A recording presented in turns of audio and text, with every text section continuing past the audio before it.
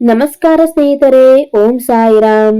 ಸಚ್ಚಿದಾನಂದ ಸದ್ಗುರು, ಮಾನವತೆಗೆ ಪರಿಮಳವನ್ನು ಬೀರಿದ ಮಹಾಜ್ಞಾನಿ ಸಾಯಿಬಾಬಾ, ಸುಜನ ಪುರುಷ ವೇದಿ ಕಾಲಾತೀತನು ಬ್ರಹ್ಮಜ್ಞಾನಿ ಸಾಯಿಬಾಬಾ.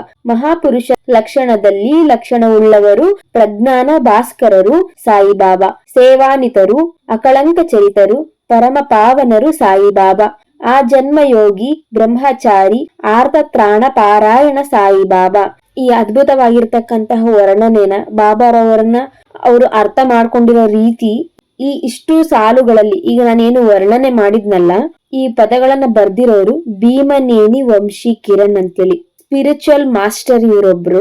ಇವ್ರ ಬಗ್ಗೆ ನಿಮ್ಗೆ ಹೆಚ್ಚಿನದಾಗಿ ತಿಳ್ಕೊಬೇಕು ಅಂತ ಅನ್ಸಿದ್ರೆ ಯೂಟ್ಯೂಬ್ ನಲ್ಲಿ ಆಗ್ಲಿ ಗೂಗಲ್ ಅಲ್ಲಿ ಆಗಿ ಹೋಗಿ ಸರ್ಚ್ ಮಾಡ್ರಿ, ಭೀಮನೇನಿ ವಂಶಿ ಕಿರಣ್ ಅಂತ ಸರ್ಚ್ ಮಾಡಿದ್ರೆ ಅವ್ರ ಬಗ್ಗೆ ನಿಮ್ಗೆ ಮಾಹಿತಿ ಸಿಗ್ತಾ ಹೋಗುತ್ತೆ. ಸ್ನೇಹಿತರೆ, ಇವತ್ತಿನ ವಿಡಿಯೋ ವಿಶೇಷತೆ ಇವರು ಬರ್ದಿರ್ತಕ್ಕಂತಹ ಸಾಯಿ ಆತ್ಮಜ್ಞಾನ ತತ್ವ ಪುಸ್ತಕದ ಬಗ್ಗೆ ಮಾಹಿತಿ ನೀಡೋದು, ಹಾಗೂ ಸಾಯಿ ಆತ್ಮಜ್ಞಾನ ತತ್ವ ಏನೆಲ್ಲ ನಮ್ಗೆ ಕೊಡುತ್ತೆ, ನಾವ್ ಏನೆಲ್ಲ ಅರ್ಥ ಮಾಡ್ಕೋಬೇಕು ಅನ್ನೋದನ್ನ ವಿವರಣೆ ನೀಡ್ತಾ ಹೋಗುತ್ತೆ. ಸ್ನೇಹಿತರೆ, ಸಾಯಿ ಆತ್ಮಜ್ಞಾನ ತತ್ವ ಪುಸ್ತಕ ಬರ್ದಿರ್ತಕ್ಕಂತಹ ಭೀಮಸೇನಿ ವಂಶಿ ಕಿರಣ್ ಸರ್ ಅವರು ಸಾಯಿಬಾಬಾರವರ ಆತ್ಮಜ್ಞಾನ ತತ್ವದ ಏಕಾದಶ ಸೂತ್ರಗಳ ಯೋಗ ರಹಸ್ಯಗಳು ಅಂತೇಳಿ ಒಂದು ಪುಸ್ತಕನ ಬರ್ದಿದ್ದಾರೆ.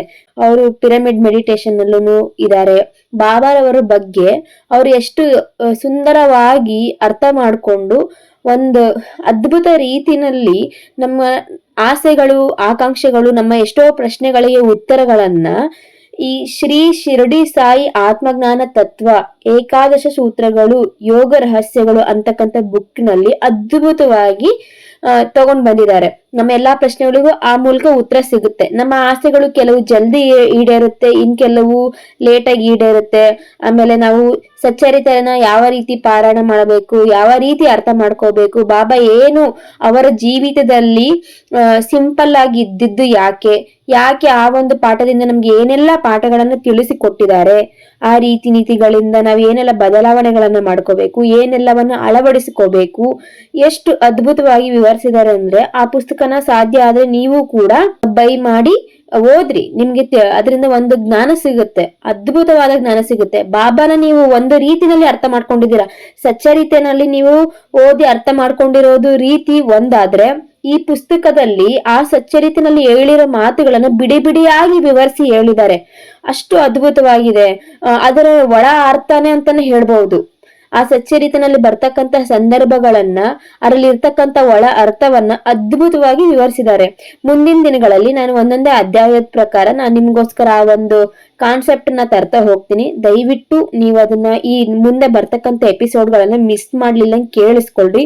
ನಿಮ್ಮ ಎಷ್ಟೋ ಪ್ರಶ್ನೆಗಳಿಗೆ ಉತ್ತರ, ಪರಿಹಾರ ಹಾಗೂ ನಿಮ್ಗೆ ಬಾಬನ್ ಜೊತೆ ಇರೋ ಕನೆಕ್ಷನ್ ಡಿಫ್ರೆಂಟ್ ಆಗಿ ಬದಲಾಗುತ್ತೆ. ಪಾಸಿಟಿವ್ ಆಗಿ ಇನ್ನು ಬಾಬಾಗ್ ಜಲ್ದಿ ಕನೆಕ್ಟ್ ಆಗ್ತೀರಾ. ಅಷ್ಟು ಪರಿಣಾಮಕಾರಿಯಾಗಿ, ಅಷ್ಟು ಫಲಕಾರಿಯಾಗಿ ನಿಮ್ಗೆ ಬಾಬಾರವರು ಫಲ ನೀಡೋದಕ್ಕೆ ಪ್ರಾರಂಭನೆ ಮಾಡ್ತಾರೆ. ಇದಕ್ಕೆಲ್ಲ ಕಾರಣ ಯಾರು ಅಂತಂದ್ರೆ ಭೀಮನೇನಿ ವಂಶಿ ಕಿರಣ್ ಸರ್ ಅವರು. ಸ್ನೇಹಿತರೆ, ಸಾಯಿ ಆತ್ಮಜ್ಞಾನ ತತ್ವದಲ್ಲಿ ಏನೆಲ್ಲ ವಿಷಯಗಳಿದೆ ಅಂತೇಳಿ ನಾನು ಸಿಂಪಲ್ ಆಗಿ ಇವಾಗ ತಿಳಿಸ್ಕೊಟ್ಟೆ. ಅದನ್ನ ಇನ್ನೂ ಸರಳವಾಗಿ ಅದ್ರ ಬಗ್ಗೆ ಹೆಚ್ಚಿನದಾಗಿ ಸ್ವಲ್ಪ ತಿಳ್ಕೊಳ್ತಾ ಹೋಗೋಣ ಬನ್ನಿ ಸ್ನೇಹಿತರೆ. ಧ್ಯಾನ ಸಾಯಿ ಆತ್ಮ ಸಾಕ್ಷಾತ್ಕಾರಕ್ಕೆ ಧ್ಯಾನವು ಅವಶ್ಯಕ. ಅದನ್ನು ಅಳವಡಿಸಿಕೊಂಡವರಿಗೆ ಆಲೋಚನೆಗಳು ಶಾಂತಿಯಾಗುತ್ತದೆ. ಕೋರಿಕೆಗಳನ್ನು ಬಿಟ್ಟು ನಿಷ್ಕಾಮಿಯಾಗಿ ನೀವು ಸಮಸ್ತ ಜೀವರಾಶಿಗಳಲ್ಲಿ ಭಗವಂತನನ್ನು ಧ್ಯಾನಿಸಿ. ಮನಸ್ಸು ಏಕಾಗ್ರತೆಯಾಗಿ ಲಕ್ಷ್ಯ ನೆರವೇರುತ್ತದೆ, ಅಂದ್ರೆ ಇಷ್ಟಾರ್ಥ ಸಿದ್ಧಿಯಾಗುತ್ತದೆ. ಸದಾ ನನ್ನ ನಿರಾಕಾರ ಸ್ವಭಾವವನ್ನೇ ಧ್ಯಾನಿಸು, ಅದೇ ಜ್ಞಾನ ಸ್ವರೂಪವು, ಚೈತನ್ಯವು, ಆನಂದವು ಅಂತೇಳಿ ಬಾಬಾರವರು ಸಚ್ಚರಿತೆ ಮೂಲಕ ನಮ್ಗೆ ತಿಳಿಸ್ಕೊಟ್ಟಿದ್ದಾರೆ. ಸ್ನೇಹಿತರೆ, ಬಾಬಾ ಸ್ಪಷ್ಟವಾಗಿ ಹೇಳುತ್ತಿದ್ದಾರೆ ಧ್ಯಾನ ಮಾಡಿ ಎಂದು. ಯಾವಾಗ ಶ್ವಾಸವನ್ನು ಗಮನಿಸುತ್ತಾ ಪ್ರತಿದಿನ ಧ್ಯಾನ ಮಾಡಲು ಮುಂದಾಗುತ್ತೀವೋ ಆಗ ಆಲೋಚನೆಗಳು ಇಲ್ಲವಾಗುತ್ತವೆ. ಕ್ರಮವಾಗಿ ಎಲ್ಲ ಸ್ಥಿತಿಗಳನ್ನು ದಾಟಿ ನಿರಾಕಾರದಲ್ಲಿ ಶುದ್ಧ ಚೈತನ್ಯ ಸ್ವರೂಪದಲ್ಲಿರುವ ಬಾಬಾರನ್ನು ದರ್ಶಿಸುತ್ತೇವೆ. ಅದು ಎಷ್ಟು ಭಾಗ್ಯವೋ. ಆಗ ಕಣ್ಣು ತೆರೆದ ನಂತರವೂ ಸಹ ಪ್ರತಿ ಜೀವಿಯಲ್ಲಿ ಧ್ಯಾನದಿಂದ, ಚಿತ್ತವೃತ್ತಿ ನಿರೋಧದಿಂದ ನಿಷ್ಕಾಮ ತತ್ವದಿಂದ ಚೈತನ್ಯ ಸ್ವರೂಪವಾದ ಬಾಬಾ ದರ್ಶನ ಭಾಗ್ಯವಾಗುತ್ತದೆ. ಎಷ್ಟು ಚೆನ್ನಾಗಿ ವಿವರಿಸಿದ್ದಾರೆ ಅಲ್ಲ ಸ್ನೇಹಿತರ. ಈ ವಂಶಿ ಕಿರಣ್ ಸರ್ ಅವರು ಬಾಬಾರವರನ್ನ ಅರ್ಥ ಮಾಡ್ಕೊಂಡಿರೋ ರೀತಿ ಎಷ್ಟು ಅದ್ಭುತವಾಗಿದೆ ಅಂದ್ರೆ ನಾವು ಹೀಗೂ ಬಾಬಾರವ್ರನ್ನ ಅರ್ಥ ಮಾಡ್ಕೊಂಡಿಲ್ಲ ಅನ್ನೋದಕ್ಕೆ ನಮ್ಮ ಮೇಲೆ ನಮಗೆ ಬೇಜಾರಾಗುತ್ತೆ ಒಂದು ಕ್ಷಣ. ಅಷ್ಟು ಸುಂದರವಾಗಿ ಸರಳವಾಗಿ ಬಾಬಾರವರನ್ನ ಅವರ ಅಂತರಾಳದಲ್ಲಿ ಇಳಿದು ಆ ಸಚ್ಚರಿತ ಮೂಲಕ ಅದರಲ್ಲಿರ್ತಕ್ಕಂಥ ಜ್ಞಾನನ ಬಿಡಿಸಿ ಬಿಡಿಸಿ ನಮ್ಗೆ ತಿಳಿಸಿಕೊಟ್ಟಿದ್ದಾರೆ. ಹಾಗಾಗಿ ಕಿರಣ್ ಸರ್ಗೆ ನಾವು ಕೃತಜ್ಞರಾಗಿರ್ಬೇಕು ಸ್ನೇಹಿತರೆ. ಯಾರ ಹೃದಯ ದೈವ ಮಂದಿರವೋ ಅವರೇ ನನಗೆ ಪ್ರಿಯರು ಅನ್ನುತ್ತಿದ್ದಾರೆ ಬಾಬಾ. ಯಾವ ಸಂಬಂಧವೂ ಇಲ್ಲದೆ ಒಬ್ಬರು ಇನ್ನೊಬ್ಬರ ಬಳಿಗೆ ಹೋಗುವುದಿಲ್ಲ. ಯಾರೇ ಆಗಲಿ ಯಾವ ಪ್ರಾಣಿಯೇ ಆಗಲಿ ನಿನ್ನ ಬಳಿ ಬಂದಾಗ ನಿರ್ದಾಕ್ಷಿಣ್ಯವಾಗಿ ದೂರ ಮಾಡಬೇಡ. ಸೋದರ ಭಾವದಿಂದ ನೋಡು. ದಾಹ ಎಂದವರಿಗೆ ನೀರು, ಹಸಿವು ಎಂದವರಿಗೆ ಅನ್ನ, ಬಟ್ಟೆ ಇಲ್ಲದವರಿಗೆ ಬಟ್ಟೆಯನ್ನು ಕೊಟ್ಟರೆ ನಿಶ್ಚಯವಾಗಿ ಭಗವಂತನ ಪ್ರೀತಿಗೆ ಪಾತ್ರರಾಗುತ್ತಾರೆ. ಯಾರಾದರೂ ಧನ ಸಹಾಯ ಕೋರಿ ನಿನ್ನ ಬಳಿಗೆ ಬಂದರೆ ನಿನಗೆ ಕೊಡಲು ಇಷ್ಟವಿಲ್ಲದಿದ್ದರೆ ಕೊಡಬೇಡ. ಆದರೆ ಅವರ ಮೇಲೆ ನಾಯಿ ಹಾಗೆ ಬೊಗಳಬೇಡ. ಇತರರು ನಿನ್ನನ್ನು ಎಷ್ಟು ನಿಂದಿಸಿದರೂ ಕಠಿಣವಾಗಿ ಉತ್ತರ ಕೊಡಬೇಡ. ಅಂತಹವರನ್ನು ಕ್ಷಮಿಸಿದರೂ ನಿನಗೆ ನಿಶ್ಚಯವಾಗಿ ಸಂತೋಷವಾಗುತ್ತದೆ. ಪ್ರಪಂಚವೇ ತಲೆ ಕೆಳಗಾದರೂ ಚಲಿಸಬೇಡ. ನೀನಿರುವ ಜಾಗದಲ್ಲಿ ಧೈರ್ಯವಾಗಿ ನಿಂತು ನೆಮ್ಮದಿಯಾಗಿ ನಿನ್ನ ಮುಂದೆ ನಡೆಯುವ ನಾಟಕವನ್ನು ನೋಡು. ಸಾಕ್ಷಿಯಾಗಿ ಗಮನಿಸು. ಯಾವುದರಲ್ಲೂ ಹೋಗಬೇಡ. ನನ್ನ ಮಧ್ಯೆ ಇರುವ ಗೋಡೆಯನ್ನು ತೆಗೆದುಹಾಕು. ಆಗ ನಾವಿಬ್ಬರು ಬೆರೆಯುವ ಮಾರ್ಗವು ಏರ್ಪಡುತ್ತದೆ. ಅಲ್ಲಾ ಮಾಲಿಕ್, ಭಗವಂತನ ಸರ್ವಾಧಿಕಾರಿ. ಬೇರೆ ಯಾರು ನಮ್ಮನ್ನು ಕಾಪಾಡುವವರಲ್ಲ. ಭಗವಂತನ ಮಾರ್ಗ ಅಸಾಮಾನ್ಯ, ತುಂಬಾ ಮೌಲ್ಯವಾದುದು, ಅರ್ಥವಾಗದೇ ಇರುವಂತಹದು. ಅವರ ಧರ್ಮ ಮಾರ್ಗದಲ್ಲಿ ನಾವು ನಡೆಯೋಣ. ಆಗ ಕೋರಿಕೆಗಳನ್ನು ಅವರೇ ನೆರವೇರಿಸುತ್ತಾರೆ, ದಾರಿ ತೋರಿಸುತ್ತಾರೆ. ಯಾರು ತಮ್ಮ ಜೀವನದ ಪರಮಾವಧಿಯನ್ನು ಹೊಂದುತ್ತಾರೋ ಅವರು ಅಮರರಾಗಿ ಸುಖವಾಗಿ ಇರುತ್ತಾರೆ. ಉಳಿದವರೆಲ್ಲರೂ ಹೆಸರಿಗಷ್ಟೇ ಉಸಿರು ಇರುವವರೆಗೆ ಬದುಕಿರುತ್ತಾರೆ. ಬಾಬಾರನ್ನು ಪ್ರೀತಿಸುವುದು ಉನ್ನತ ವಿಷಯವಾದರೆ ಬಾಬಾ ನಮ್ಮನ್ನು ಪ್ರೀತಿಸುವ ಹಾಗೆ ಮಾಡಿಕೊಳ್ಳುವುದು ಅತ್ಯುನ್ನತ ವಿಷಯ.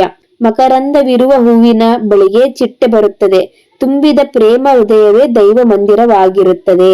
ಎಷ್ಟು ಸುಂದರವಾಗಿ ವಿವರಿಸಿದ್ದಾರೆ ಅಲ್ವಾ ಸ್ನೇಹಿತರೆ. ಬಾಬಾ ಮಾಂಸವನ್ನು ಇಷ್ಟಪಡುವುದಿಲ್ಲ. ಆ ದಿನಗಳಲ್ಲಿ ಹಿಂದೂ ಮುಸ್ಲಿಮರ ಮಧ್ಯೆ ನಡೆದ ಜಗಳಗಳಲ್ಲಿ ಎಷ್ಟೋ ಜನ ಅಮಾಯಕರು ಮರಣಿಸಿದರು. ಆ ಪರಿಸ್ಥಿತಿಗಳನ್ನು ಬದಲಾಯಿಸುವ ಸುಲಭವಾಗಿ ಬಾಬಾ ಮುಸ್ಲಿಮರ ರೀತಿಯಲ್ಲಿ ಮಸೀದಿಯಲ್ಲಿ ಕುರಾನ್ ಬೋಧಿಸಿ ಅವರ ಇಟ್ಟ ಹಲೀಂ ಅನ್ನುವ ಮಾಂಸ ಪ್ರಸಾದವನ್ನು ಸ್ವೀಕರಿಸಿ ಊರ ಹೊರಗಡೆ ಇರುವ ಬಾವಿಯಲ್ಲಿ ಹೋಗಿ ತನ್ನ ಕರುಳನ್ನು ತೆಗೆದು ಶುಭ್ರ ಮಾಡಿದ್ದರು. ನಂತರ ಹಿಂದೂಗಳ ಮಂದಿರದಲ್ಲಿ ಭಗವದ್ಗೀತೆ ಬೋಧಿಸಿ ಅವರ ಆಚಾರದ ಪ್ರಕಾರ ಶಾಕಾಹಾರ ಪ್ರಸಾದವನ್ನು ಸ್ವೀಕರಿಸಿ ಶ್ರೀರಾಮನವಮಿ ಮಸೀದಿಯಲ್ಲಿ ಉರುಸ್ ಉತ್ಸವಗಳು ಮಂದಿರಗಳಲ್ಲಿ ಮಾಡಿ ಹಿಂದೂ ಮುಸ್ಲಿಮರ ಭಾವೈಕ್ಯತೆಗಳಿಗೆ ಸೇತುವೆಯಾದರು. ಇದೇ ನಿಜವಾದ ರಹಸ್ಯ. ಬಾಬಾ ಹೆಸರಿನಲ್ಲಿ ಮಾಂಸ ತಿನ್ನುವವರಿಗೆ ನೇರವಾದ ಪ್ರಶ್ನೆ. ಮಾಂಸಾಹಾರ ತಿನ್ನುವುದರಿಂದ ದೋಷವಿಲ್ಲವೆಂದು ಬಾಬಾ ಭಾವಿಸಿದರೆ ಶಾಕಾಹಾರಿಗಳಿಗೆ ಕೂಡ ಮಾಂಸವನ್ನು ಕೊಡಬೇಕಿತ್ತಲ್ಲವೇ? ಯಾಕೆ ಅವರನ್ನು ಮಾಂಸಾಹಾರಕ್ಕೆ ದೂರವಾಗಿ ಇಡುತ್ತಿದ್ದರು? ಈ ವಿಷಯವು ಸಚ್ಚರಿತೆಯಲ್ಲಿ ಸ್ಪಷ್ಟವಾಗಿ ಇದೆ. ಸಕಲ ಜೀವಗಳ ಮೇಲೆ ಕರುಣೆ ತೋರಿಸುವ ಬಾಬಾ ಕುರಿ, ಮೇಕೆ, ಕೋಳಿಗಳನ್ನು ಸಾಯಿಸಿ ತಿನ್ನಿ ಎಂದು ಹೇಳುತ್ತಾರ. ಎಲ್ಲಾ ಪ್ರಾಣಿಗಳಲ್ಲಿ ನಾನು ಇದ್ದೇನೆ ಎನ್ನುವ ಬಾಬಾ ಮಾತುಗಳನ್ನು ತಿಳಿದಿದ್ದರೂ ಸಹ ಪ್ರಾಣಿಗಳನ್ನು ಸಾಯಿಸಿ ತಿನ್ನುವವರು ಯಾರನ್ನು ಸಾಯಿಸಿ ತಿಂದ ಹಾಗೆ? ಬಾಬಾರನ್ನೇ ಅಲ್ಲವೇ? ಬಾಬಾ ನಮ್ಮನ್ನು ಕಾಪಾಡು ಅಂತ ಕೇಳುವ ಹಕ್ಕಿರುವ ನಮಗೆ ನಮ್ಮ ಕೆಳಗಿನ ಪ್ರಾಣಿಗಳನ್ನು ಕಾಪಾಡಬೇಕಾದ ಕರ್ತವ್ಯವಿಲ್ಲವೇ? ನಮ್ಮಲ್ಲಿ ನಾವು ವಂಚನೆ ಇಲ್ಲದೆ ಆಲೋಚಿಸಬೇಕು. ಬಾಬಾ ಮಾಂಸ ತಿನ್ನುತ್ತಿದ್ದರು, ಆದ್ದರಿಂದ ನಾವು ತಿನ್ನುತ್ತೇವೆ ಅನ್ನುವವರು ಬಾಬಾರ ಹೇಗೆ ಕರುಳನ್ನು ತೆಗೆದು ಶುಭ್ರ ಮಾಡಿಕೊಳ್ಳುತ್ತಾರಾ? ಆದ್ದರಿಂದ ಗುರುವು ಹೇಳಿದ ಹಾಗೆ ಮಾಡಬೇಕು, ಅವರು ಮಾಡಿದ ಹಾಗೆ ಅಲ್ಲ. ಬಾಬಾರನ್ನು ತೆಗೆದುಕೊಳ್ಳಬೇಕಾದರೆ ಪುಸ್ತಕಗಳು, ಪಾರಾಯಣಗಳು ಸಾಕಾಗುವುದಿಲ್ಲ. ಕೇವಲ ಹೃದಯದಿಂದಲೇ ಅರ್ಥ ಮಾಡಿಕೊಳ್ಳಬೇಕು. ಚಿಕ್ಕ ಪಕ್ಷಿಯ ಪ್ರಾಣಕ್ಕೂ ಬೆಲೆ ಕೊಡುವ ಬಾಬಾ ಯಾವ ಪ್ರಾಣಿಯನ್ನು ಸಾಯಿಸಿ ತಿನ್ನಿ ಎಂದು ಎಂದಿಗೂ ಹೇಳುವುದಿಲ್ಲ. ಅವರಿಗೆ ಅವರೇ ತಮ್ಮ ಅಂತರಾತ್ಮ ಪ್ರಬೋಧ ಮುಖಾಂತರ ತಿಳಿದುಕೊಳ್ಳಬೇಕು. ತನಗೆ ನಿವೇದಿಸಿದ ಪ್ರಸಾದವನ್ನು ಬಾಬಾ ಹಸಿವಿನಲ್ಲಿರುವ ನಾಯಿಗಳಿಗೆ ಇಡುತ್ತಿದ್ದರು. ಇದನ್ನು ನೋಡಿ ಬಾಧೆ ಪಡುವ ಭಕ್ತರಿಗೆ ಹೇಳುತ್ತಿದ್ದರು, ಒಂದು ಪ್ರಾಣಿಯ ಹಸಿವು ನೀಗಿಸಿದರೆ ನನ್ನ ಹಸಿವು ನೀಗಿಸಿದ ಹಾಗೆ. ಪ್ರಾಣಿಗಳು ಬೇರೆ ಬೇರೆ ಇರಬಹುದು, ಆದರೆ ಆತ್ಮ ಒಂದೇ.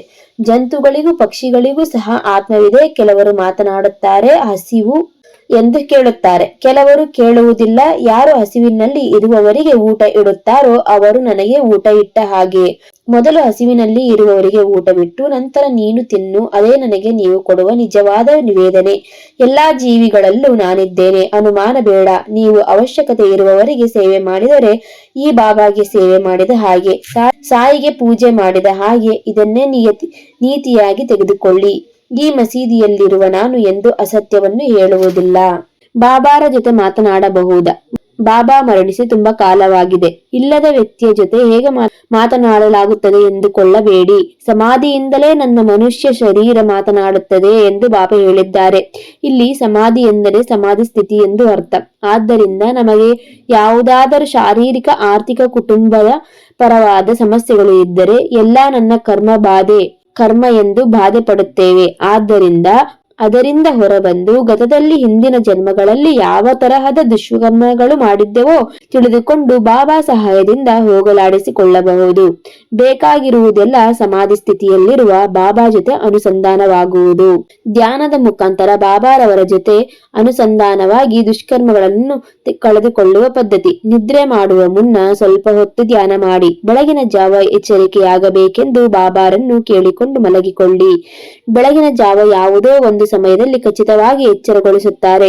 ಸೋಮಾರಿತನದ ಮಾಡದೆ ಅದೇ ಪ್ರದೇಶದಲ್ಲಿ ಸ್ವಲ್ಪ ಹೊತ್ತು ಕಣ್ಣುಗಳನ್ನು ಮುಚ್ಚಿ ಹಾಯಾಗಿ ಕುಳಿತುಕೊಂಡು ಶ್ವಾಸವನ್ನು ಗಮನಿಸುತ್ತಾ ಧ್ಯಾನ ಮಾಡಿ. ಸ್ವಲ್ಪ ಸಮಯದ ನಂತರ ಆಲೋಚನೆಗಳು ಕಡಿಮೆಯಾಗಿ ಮನಸ್ಸು ಸ್ಥಿಮಿತಕ್ಕೆ ಬರುತ್ತವೆ, ಶೂನ್ಯವಾಗುತ್ತವೆ. ಆ ಶೂನ್ಯ ಸ್ಥಿತಿಯಲ್ಲಿ ಕಣ್ಣು ತೆರೆಯದೆ ಮನಸ್ಸಿನಲ್ಲಿ ಬಾಬಾ ನಾನು ಈ ಬಾಧೆಯನ್ನು ಅನುಭವಿಸುತ್ತಿದ್ದೇನೆ. ಗತದಲ್ಲಿ ಇಂತಹ ಬಾಧೆಯನ್ನೇ ಯಾರಿಗೋ ಮಾಡಿರುತ್ತೇನೆ. ದಯವಿಟ್ಟು ಅದನ್ನು ತೋರಿಸಿ. ಆ ಸಮಸ್ಯೆಯನ್ನು ಹೇಗೆ ದಾಟಬೇಕೆಂದು ತಿಳಿಸಿ ಎಂದು ಮನಸ್ಸಿನಲ್ಲಿ 3 ಬಾರಿ ವಿನಯದಿಂದ ಕೇಳಿಕೊಳ್ಳಿ.